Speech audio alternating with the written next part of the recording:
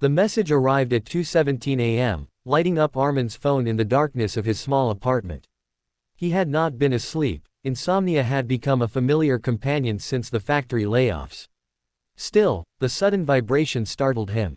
The screen showed no contact name, no number, only a string of characters, P7K9IPQVE0IAGFF. At first glance, it looked meaningless, like corrupted data or a system error. Armin nearly dismissed it, but something about the code felt deliberate, as if it were staring back at him. He copied it, pasted it into a search engine, and found nothing. No results, no references, not even a similar sequence. That absence disturbed him more than any threatening message could have. By morning, the unease had grown heavier. Armin noticed his phone battery draining unusually fast, apps opening on their own, permissions changing without his input.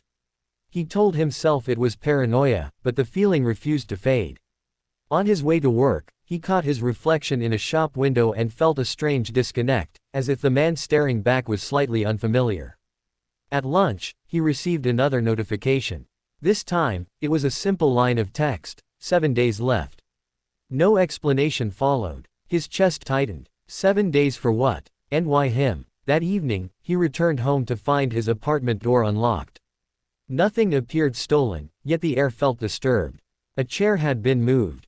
His laptop lid was warm. Someone had been there. Panic set in, but alongside it came a sharper emotion, anger. Whoever was playing this game had crossed a line. Armin sat down, opened his laptop, and began documenting everything. The code, the messages, the anomalies. If this was a threat, he needed to understand it. If it was a puzzle, he intended to solve it. What he didn't yet realize was that the code was not an intrusion into his life. It was a reminder of a life he had forgotten. The second day began with exhaustion and determination. Armin contacted Sarah, an old university friend who now specialized in cybersecurity.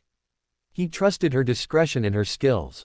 When he showed her the code, her casual expression vanished almost instantly. She leaned closer to the screen, rereading the characters again and again. She didn't say much at first, which frightened Armin more than if she had laughed it off. Finally, she admitted she had seen similar structures before, not publicly, but buried deep in academic forums and leaked research archives. She explained that the code resembled a layered encryption key, the kind used in black-budget projects to secure identities rather than data.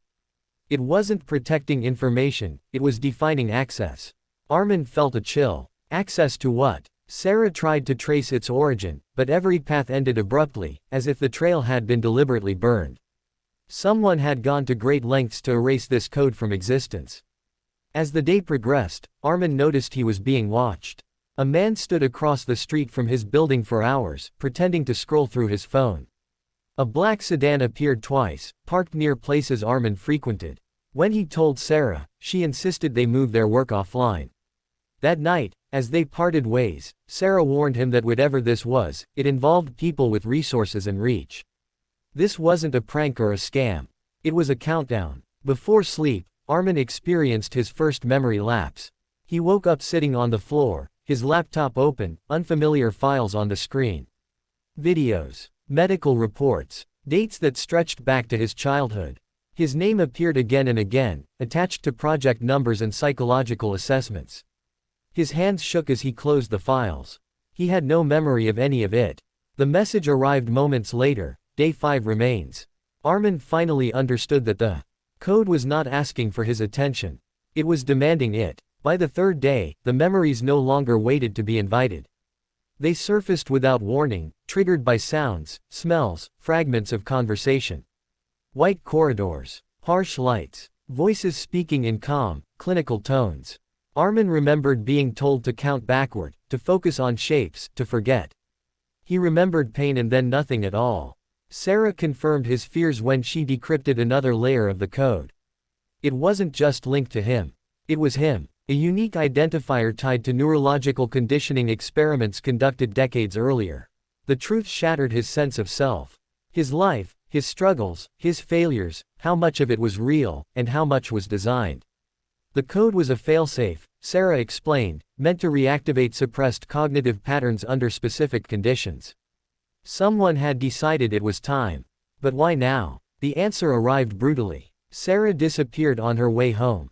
Her phone went dark. Her apartment showed signs of a struggle. Armin received a single encrypted message, unmistakably from the same source as before. Continue, and she survives. Stop, and the past stays buried. Rage and guilt collided inside him.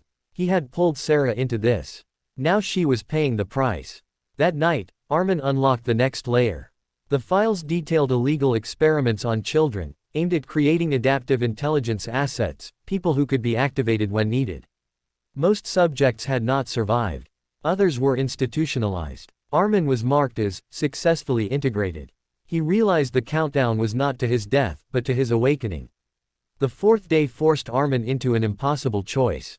He located the final archive, hidden behind the last segment of the code. It contained everything: names of officials, corporations, doctors, and financiers. Video evidence. Financial trails. Enough to bring down governments. But it was also rigged. Accessing it triggered alerts. Releasing it would ignite a global scandal, and likely cost Sarah her life. A man finally contacted him directly, speaking calmly, almost kindly. He offered a deal. Destroy the archive, forget the code, and Sarah would be returned safely. Armin was told he could go back to his normal life, free from shadows. The offer was tempting. Peace was tempting. But every recovered memory screamed that silence was the reason the experiments had continued for so long. Armin hesitated for hours, weighing love against justice, one life against countless stolen ones. In the end, he understood that the choice had been made for him long ago, the moment the code was sent. He was never meant to stay silent.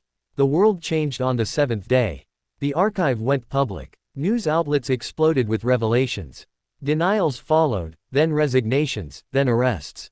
Protests erupted across continents. The truth, once exposed, spread faster than it could be contained. Sarah was released, shaken but alive. She tried to reach Armin, but he was already gone.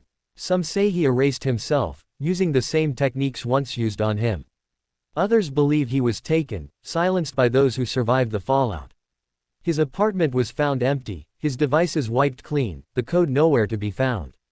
All that remained was a story whispered online, about a man who received a meaningless string of characters and chose to turn it into a weapon against silence. And somewhere in the depths of the internet, archived and mirrored endlessly, lived the echo of P7K9IPQVE0IAGFF, the code that refused to stay buried.